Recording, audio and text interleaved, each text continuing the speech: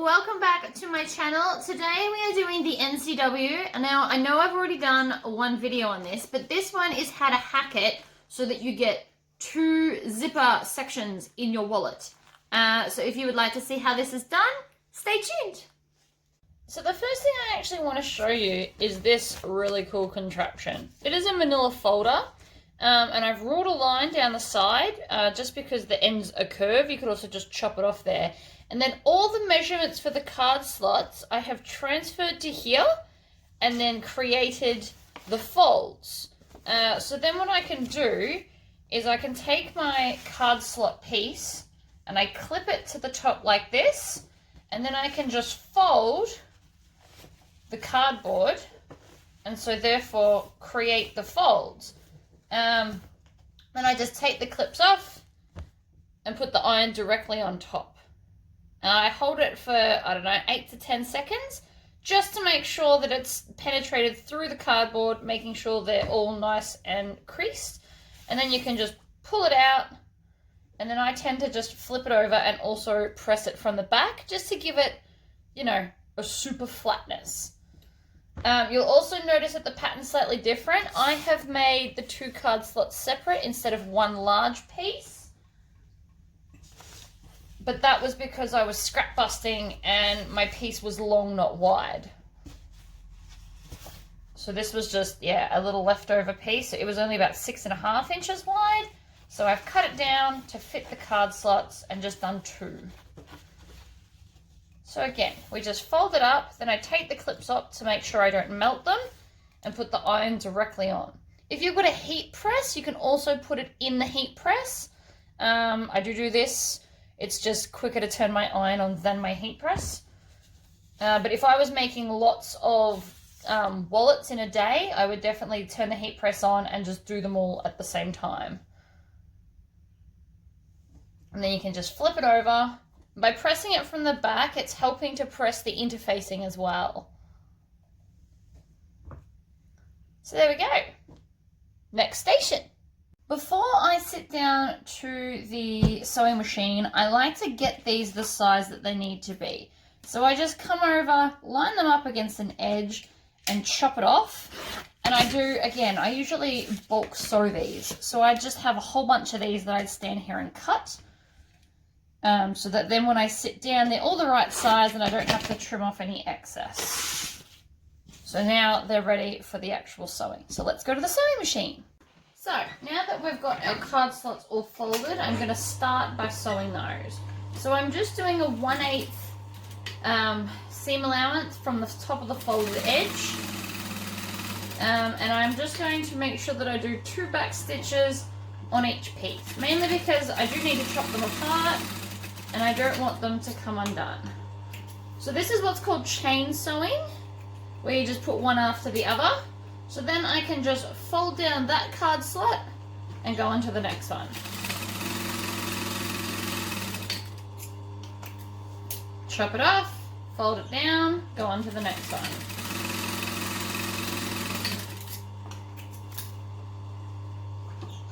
So I like to think of these wallets as like 3 basic sections.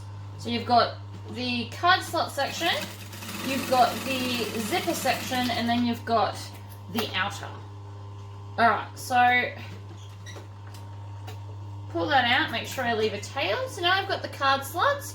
I'm going to put the bottom edges together and then sew with the seam allowance that the pattern says. Making sure, again, that I backstitch to lock it all in.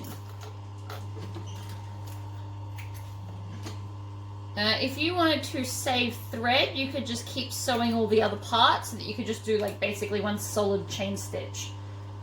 So now we're just going to open this up. And I'm going to take the card slot back and put that on. So I'm just going to sew at the top edge and the bottom edge. So if you can actually swivel this around to get this end in,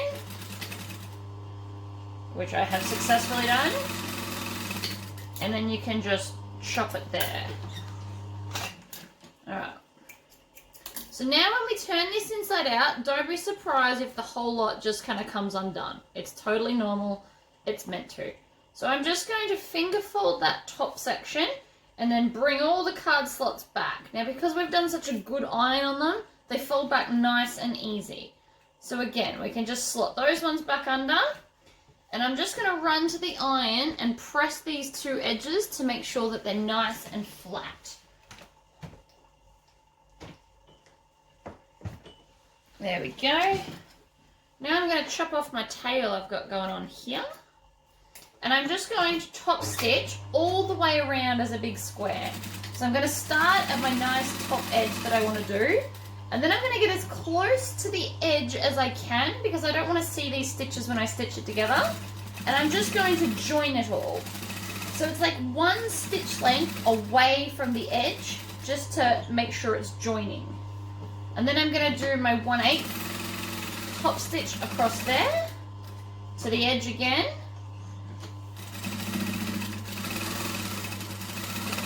And stitch down the ends like that. So now when you pick this up, it is one solid piece that can't flop around. So that is officially done. You can pop that aside and grab your next bits. So I'm going to grab my flap.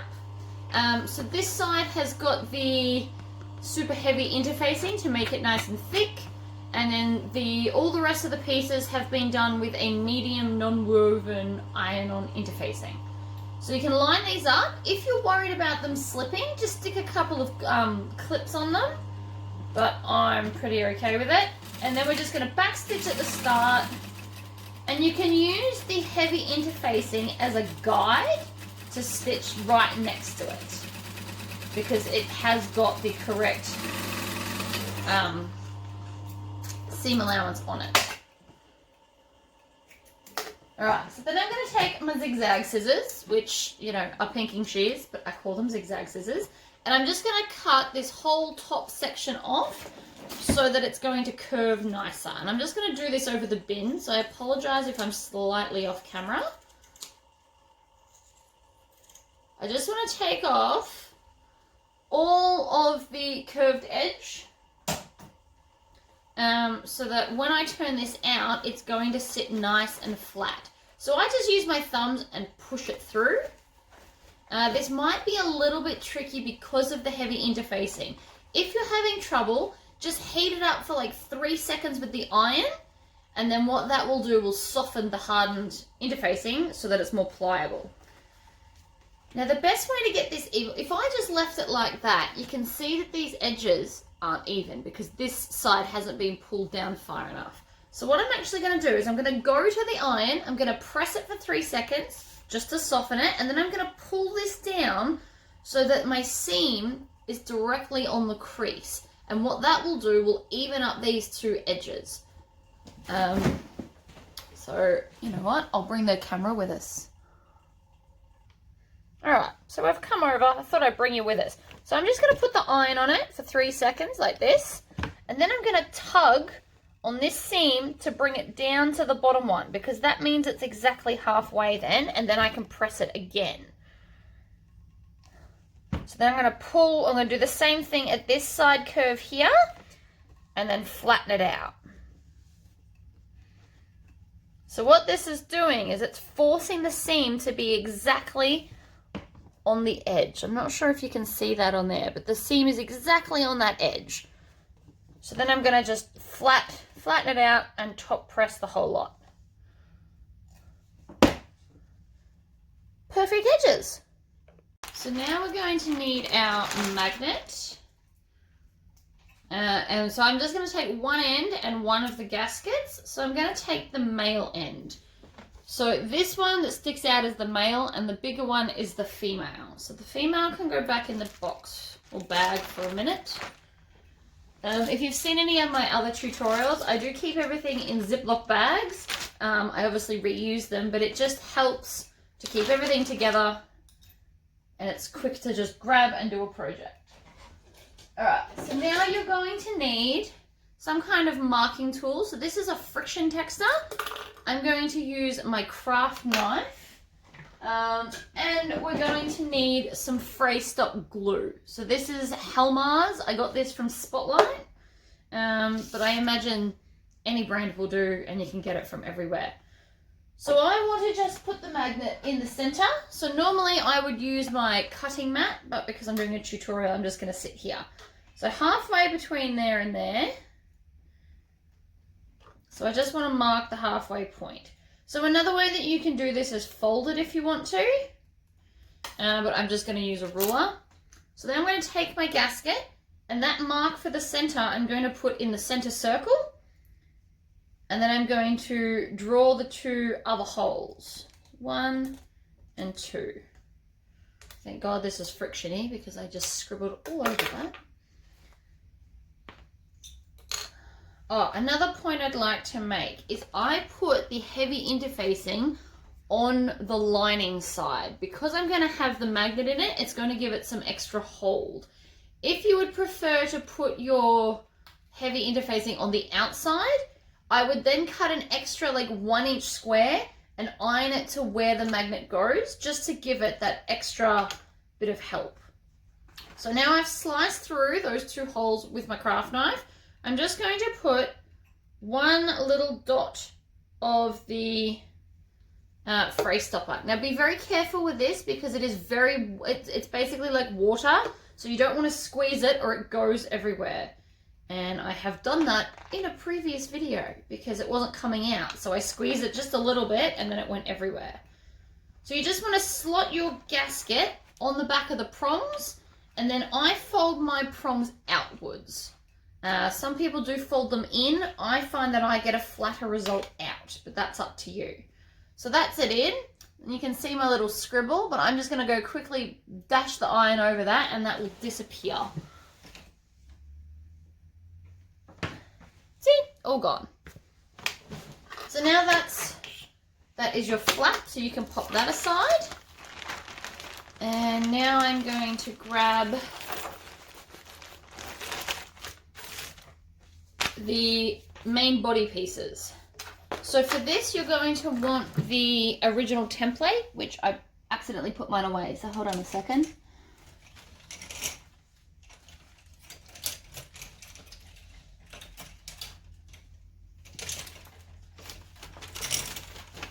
Oh, I've got so many templates going on. All right, sorry about that.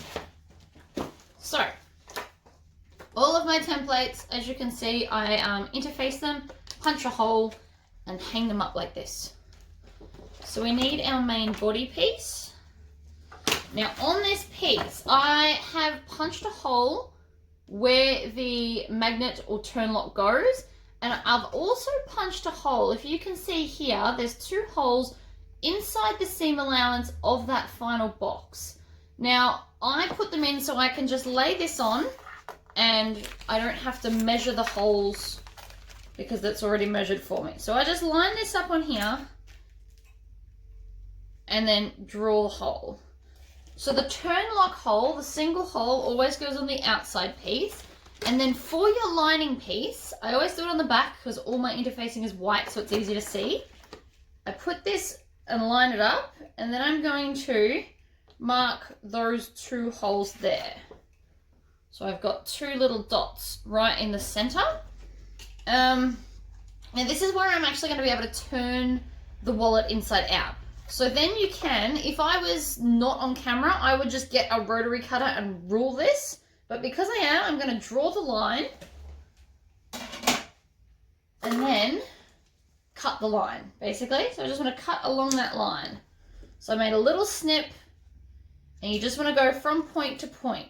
Now you don't want to go too far past. It's okay if you go like a little bit, because I deliberately made mine shorter in case I do. But you don't want to go a long way past, because we actually won't see this. This is going to be hidden when we sew everything together, which is awesome. So let's install our other magnet. So you need the magnet and the gasket. And I'm going to take the gasket and then with any kind of pen or textile or pencil, mark the 2 lines like so. And then I'm going to take my craft knife and cut the holes. Now you can use your snips if you want to.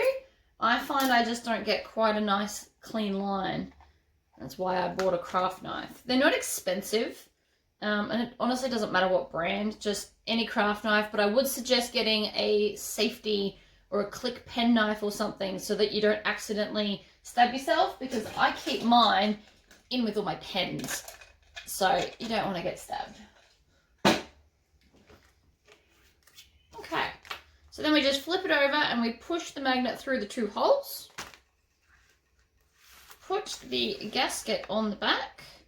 Now because this is vinyl, I don't need the fray stopper glue, but if you did an all fabric wallet, you would definitely put a drop on each of the cuts to help prevent it fraying. So there we go, magnet in. So now we're going to take our flap that we did earlier and we're going to line it up. Now, again, I usually do this on a mat so I can line up the lines, but I can also just grab my ruler and make sure it's lined up along there.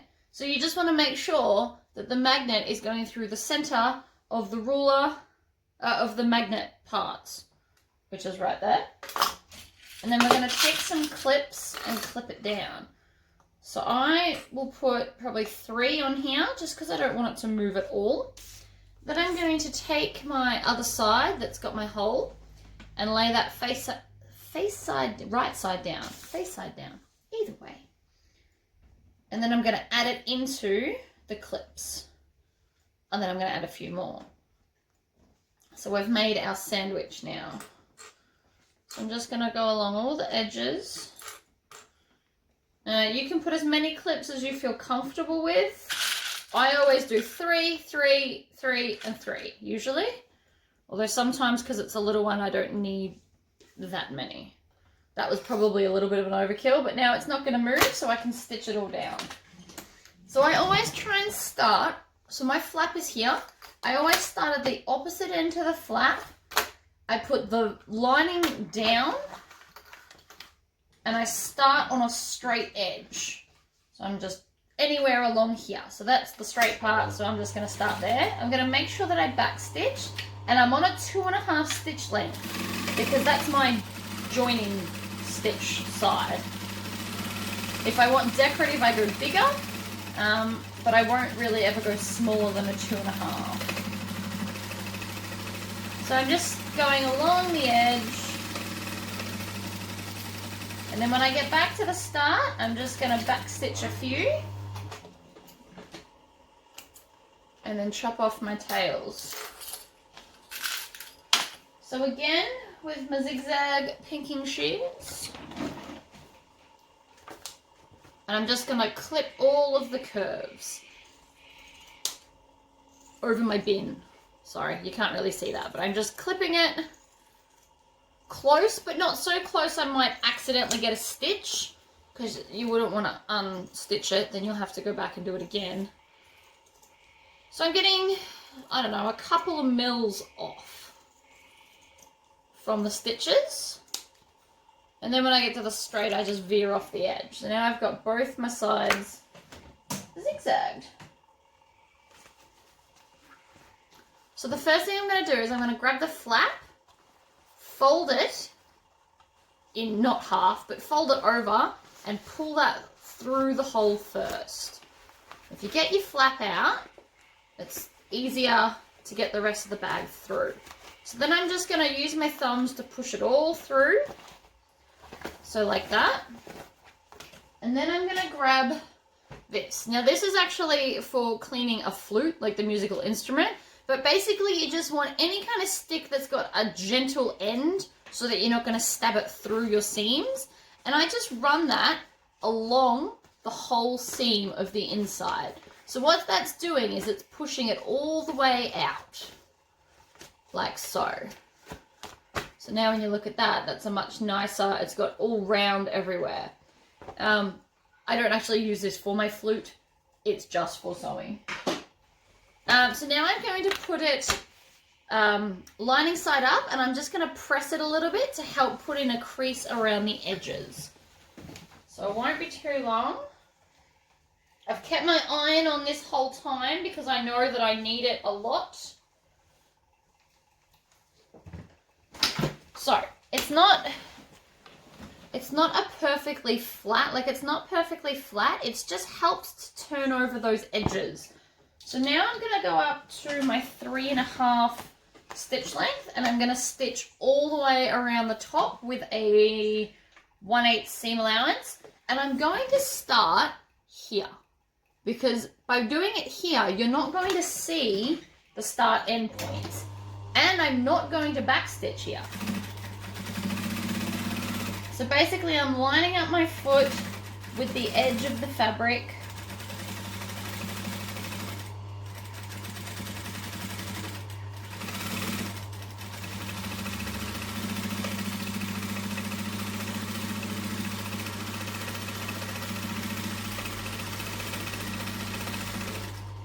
So now I'm coming up to the start, so I'm going to go through 2 stitches, and then I'm going to go back 2, and then that's it. So I'm going to chop them off, melt it down. By going through the first 2 stitches that we made, it's locked it all in, and it's very minimal where the start stop is, and because we're going to fold that over and then stitch it, you will barely see it's even there. Right, so now that's that piece done. Now we're up to our zipper pockets. And as you saw at the start of the video, we're going to do 2 zips, just to be different. So I'm going to go back down to a 2.5 stitch length. I'm going to grab a lining piece. Got fluff everywhere in here today. So I'm going to put my lining piece face up, my zipper with the teeth facing up, and then this piece face down. And we're going to stitch all of that together.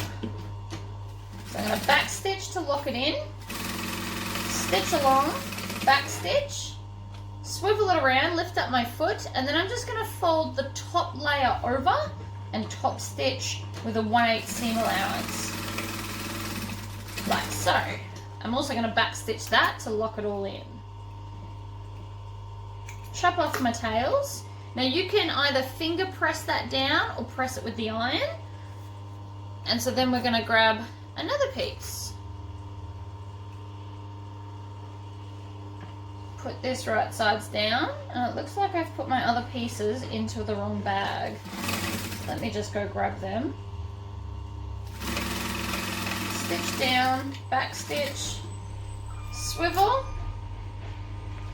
fold it over, back stitch, 1/8 seam allowance, and back stitch down. Now I'm just going to pause the camera to go and find the other pieces, because I know I definitely cut another 2, but it's probably in the large wallet. I've put it in the wrong bags. Give me a sec. So I searched for ages, and it turns out they were just on the floor next to me. They fell out of the bag. Can't win them all, I guess.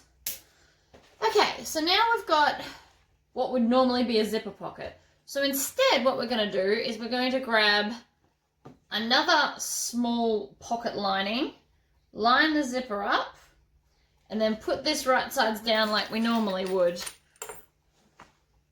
Like this. And then we're just going to stitch it like we normally would. So we're just adding it to the other end. Pivot, fold over the top, and top stitch.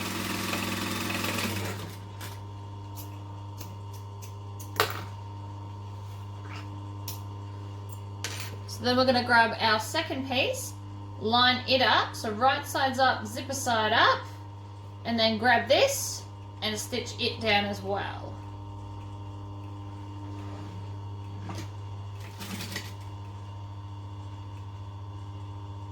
You can clip this together if you can't get it to line up. So now here's the tricky bit. We're just going to fold this over, and it's going to create like a loop here, and we're just going to top stitch again along that.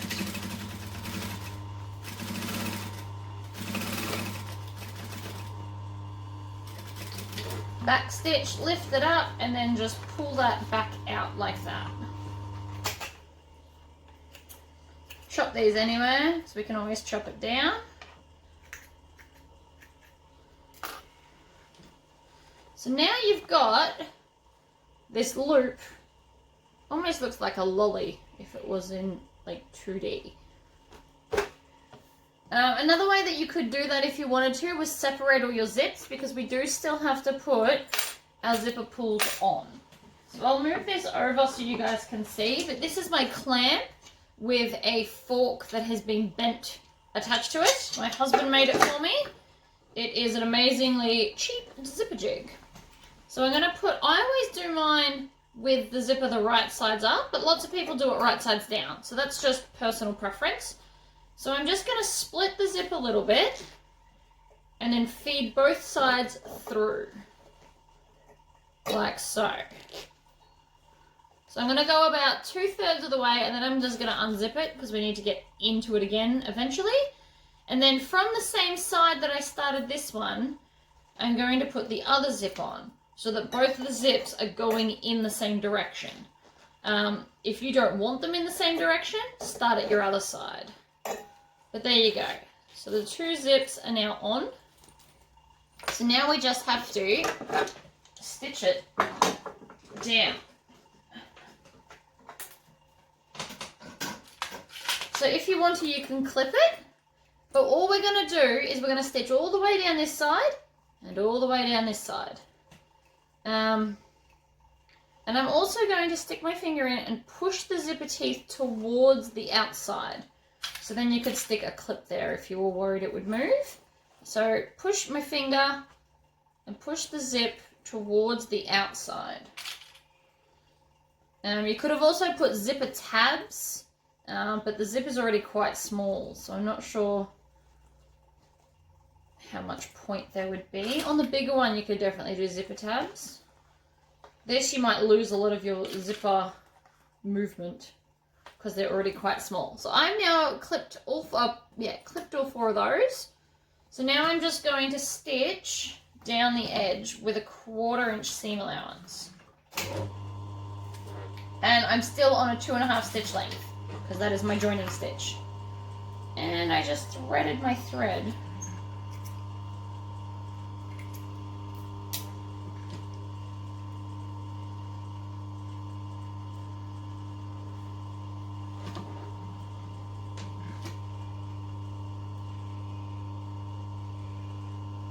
Oh, come on, don't be like that.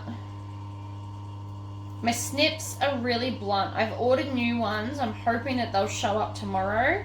But it doesn't do a nice clean cut on my thread. So sometimes, even though I cut a fresh edge, it's still fuzzy, which is clearly not going well for me.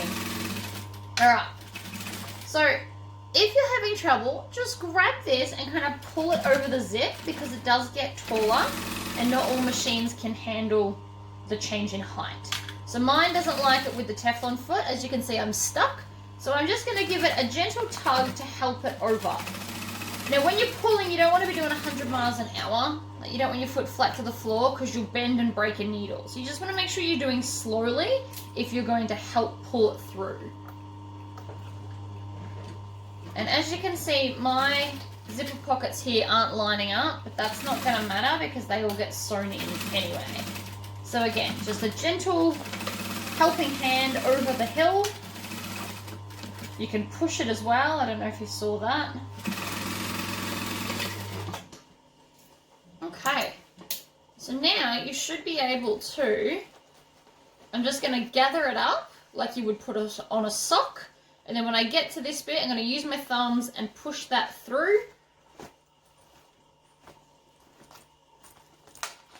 Now I've got a tube. Looks like a bonbon, which is super cute. And then you can just push your lining panels back into there. So what you want to make sure they're doing is you just, in here, they're going to just slightly overlap. So you want to put one set to one side and one set to the other. I can't really show you that. I don't have the the capability. But basically I'm just pushing it all down and then making sure that one set goes one way and one set goes the other. And now I'm just going to make sure that all my ends are nice and out, like this. So I'm putting my finger in like a hook and just pulling up at the zip to make sure that it's all the way out and sitting nicely. And I missed a thread. So again, hook my fingers in and just pull out, even if you need to do the zip up a little bit, like so. So now I'm just going to give that a quick press.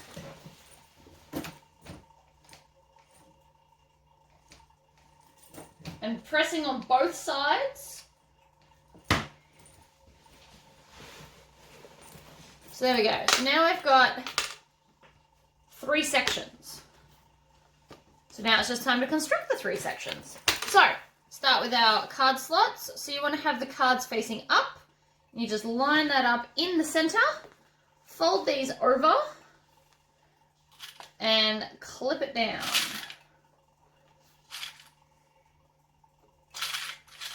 Use as many or as few clips as you want. So now, this should overlap. So don't be worried if it's doing that, because the large one, the large wallet, it doesn't overlap. You're meant to have an even gap. But this one, obviously, we don't need to do that because it's smaller. So there we go. So now I'm just going to stitch. I'm going to start here and stitch all the way around with a 3.5 stitch length. Now, even though this is joining, and normally I would use 2.5 for joining, I don't want to over perforate the vinyl. So I'm going to do the longer one.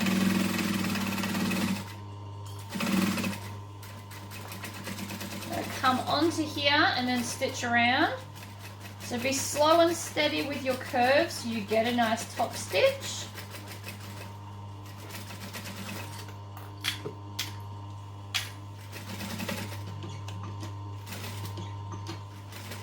As you can see, I'm lifting my foot a little bit and helping that go over that larger lump because it's raised up considerably more. Back stitch.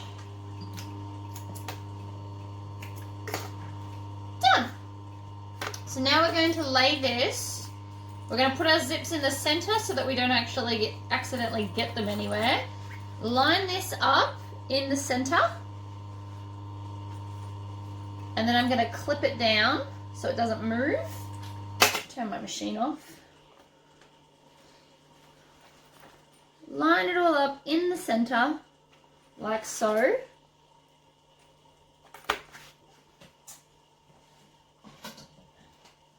And then with the measurements of the pattern,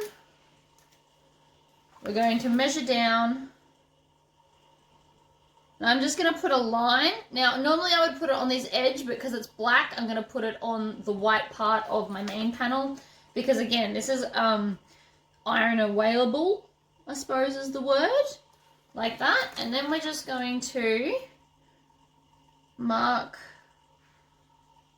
up the 2 points like so.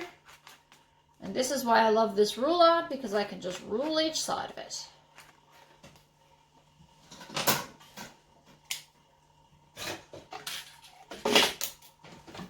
Okay, so now make sure your needle is up. We're going to slide the whole wallet under, and I always do the short edge first. So I'm going to do a couple of back stitches, go down, across, up, and back across. And you just want to make sure that you're catching all of the pocket pieces in there. So we're just going to stitch a couple, back a couple, stitch down to the other line that we drew, needle down, foot up, pivot, and then down and across, needle down, foot up, pivot,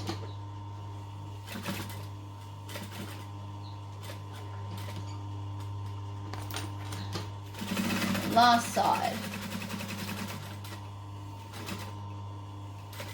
back stitch, and then we're going to chop our tails. I'm going to melt them on this side so nothing comes undone.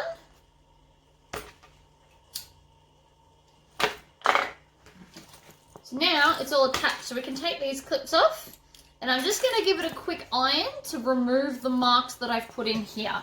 If you use a chalk marker, just dust them off now, because it'll be easier now than later.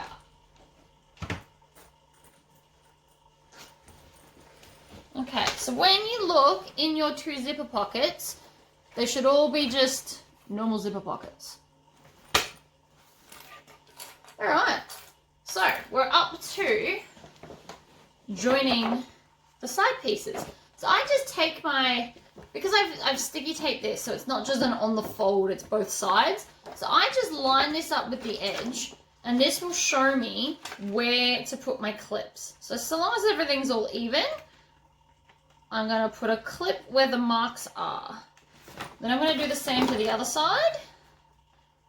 Now I'm having it a little bit off the edge because we have put a seam allowance. So basically I'm holding the seam allowance away from the edge so that I know where my bits need to join.